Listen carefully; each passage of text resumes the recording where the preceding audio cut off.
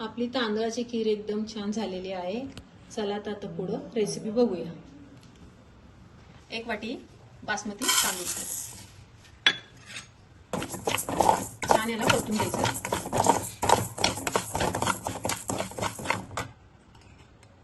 थोडं तुपही टाकायचं।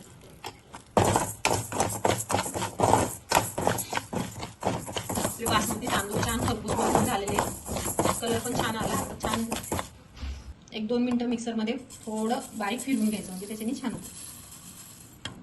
आपण तांदळाच्या खिरीसाठी 2 पेले दूध घेतोय।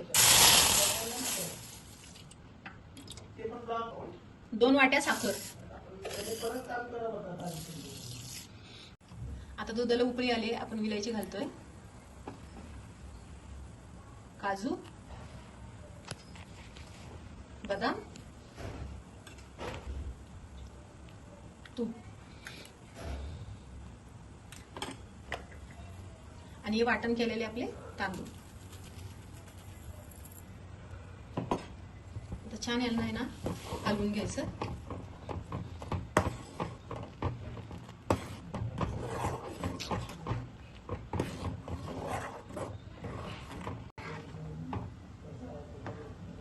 आपली एकदम सोप्या पद्धतीत तांदळाची खीर किती छान झालेली आहे।